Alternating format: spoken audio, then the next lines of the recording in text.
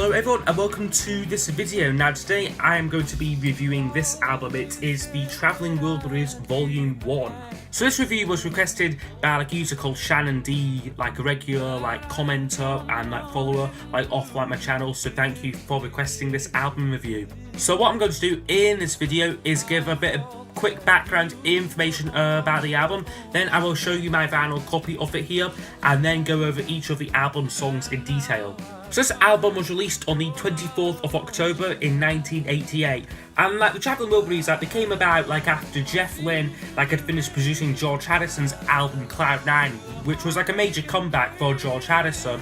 And during the making of that album, they talked of forming this fantasy supergroup consisting of all these really talented musicians. I think Jeff Lynne said, okay, I'll have Roy Orbison in it, and then George responded, okay, well I will Bob Dylan, sort of making up this fantasy lineup. However, it did become a reality when George Harrison needed an extra song for I think the 12-inch single to This Is Love, a track from the Cloud 9 album. So he asked Jeff Lynne along to the studio to help record and produce this song. Now at this point in time, Jeff Lynne was producing Roy Orbison's album Mystery Girl, so Jeff Lynne invited Roy Orbison along to the sessions as well, and also George Harrison's guitar just so happened to be at Tom Petty's house.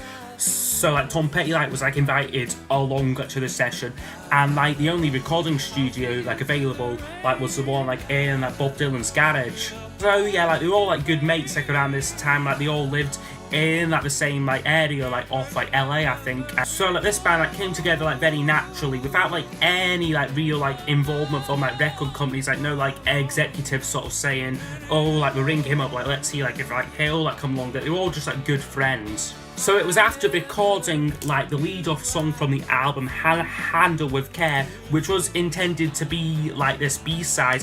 When George Harrison took this to his record company, they said, look, this is far too good to be a B-side, wouldn't it be great if you made a whole album of songs with these guys? So George agreed to do that, and this was the result. So when the band was announced, there was a lot of anticipation for the album, and when it came out, it got almost unanimous critical praise. It would go on to become triple platinum in America, reaching number 3 there.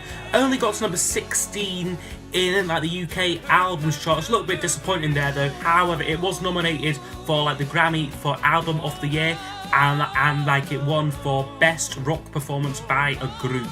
So yeah, now I'm just going to quickly show you the vinyl. I have also got this little CD box set thingy here, what came out a couple of years ago. So basically with this you get the first album, the second one which was called Volume 3, plus a DVD which has all of the music videos and a documentary on them, and that quite nice little package here, just sort of opens up like that. There's the 3 discs, and there's a little booklet with it as well, which just looks like this little booklet, just sort of writing and whatnot and that.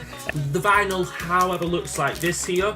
Nice cover and there, and then the back just has these sort of nice guitar cases on it as well. Pretty cool cover there. And then inside here is the inner sleeve. Again, more just sort of writing and that. I believe these lyric notes were done by Michael Palin from the Monty Python, and there's a back of it there with the track listing and a picture of the band. On this album, they're not actually credited as George Harrison, Jeff Lynne, Bob Dylan. They all have their own little name. Otis Redding is Jeff Lynne, Nelson Wilbury, you've got Lefty, Lucky Wilbury. They all had their own names and whatnot on that, which is pretty cool. And then the record label looks like that, just a picture of the cover, and then the album track listing on the other side there. So I'm now going to go over each of the album songs in detail. I will give each song a score out of 10, and then use those scores to give us a overall percentage marking for the album.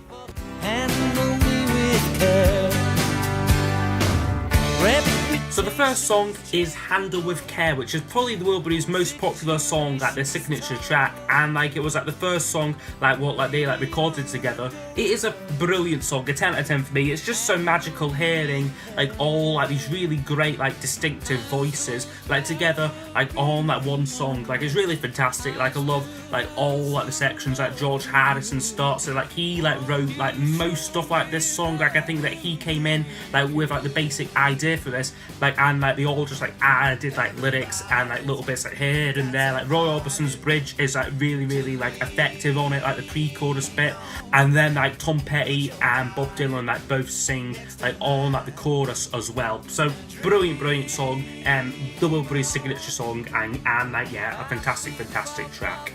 It loves your sexy body, it loves your dirty mind. Second track into the album is called Dirty World, which is a like primarily like a Dylan like song. Like he sings it, like he like wrote most of this. Like it is like a really fun track, got like nice backing vocals on it like from the others, and like these slightly suggestive / sort of sexual lyrics like on them like as well. It's really like fun song though, like especially at the end like as well, like where like they go around like all contributing like a little line like she loves your power steering, she loves your service charge, all this just random stuff, but like it's really fun, just really like you can tell that like they're all really having a ball like recording this track. So yeah, an 8 out of 10 there for Dirty World.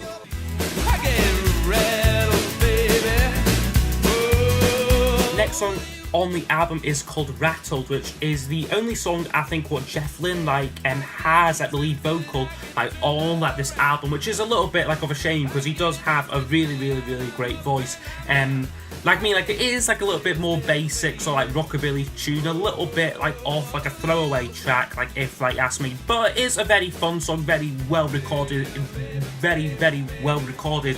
Got like that sort of like distinctive like Sun Studios sort of like 1950s like rock sound to it, which is really good. Although like the actual song, like it's nothing standout for me. Since this one was written very quickly, very like immediate sort of like songwriting like all like this track. But it isn't bad though. Rattled, just not one of my favourites. A 7 out of 10.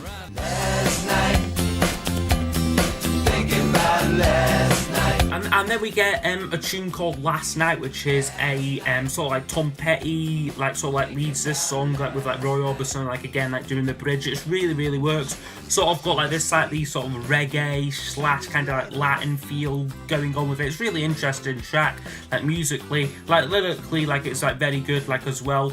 Just a bit of fun really, like I mean like it's not like a very serious song, like not much like off like this album is, but it's just so fun, like so catchy like as a track. Yeah, really great stuff here.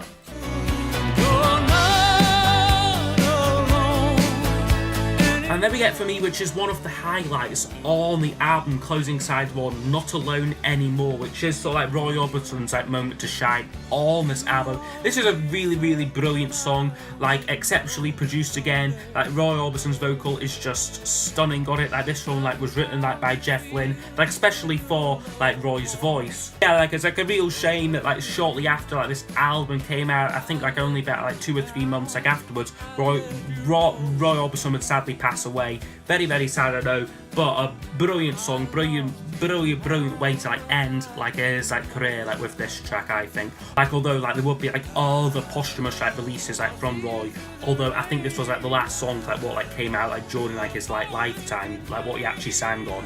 Congratulations. I open up side 2 with what is probably my least favourite track like on the album, like if I'm being honest. It's Congratulations, like again like another like sort of like Bob Dylan song, which yeah is sort of got like this typical like Dylan like sarcastic wit like in like the lyrics to this one. Like it's a bit repetitive, like sort of like the chorus and that like kind of like it like goes on a bit this song, or like it feels like it does though, like I mean, and like the backing vocals like they are like a little bit like annoying like as well, like if like you ask me. Not a great track, but still like not like unlistenable. Like the production from this song like really saves it. Like that was like one of the great things what Jeff Lynne could do. Like he could turn sort of like slightly sort of average songs like into pretty good songs, like just by like producing them, like getting like the right sound, which is what he does with this one. So like I think like this is worthy for a 6 out of 10.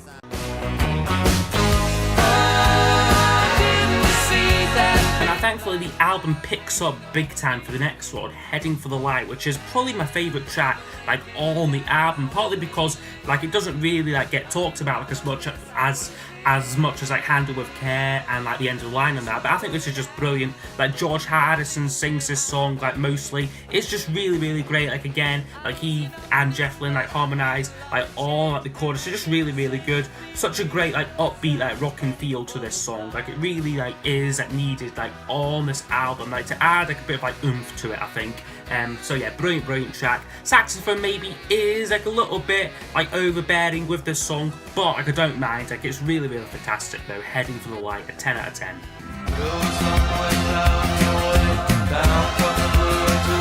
Next song is called Margarita, which is one of the more interesting songs like on the album for me, because the introduction, like it sounds very 80s, very contemporary, sort of like got like this sort of synthesizer on it, which is very rarely used like on this album. It starts off like quite interesting, this one, but like then it does go into like this more sort of like country song and that, but it's really good.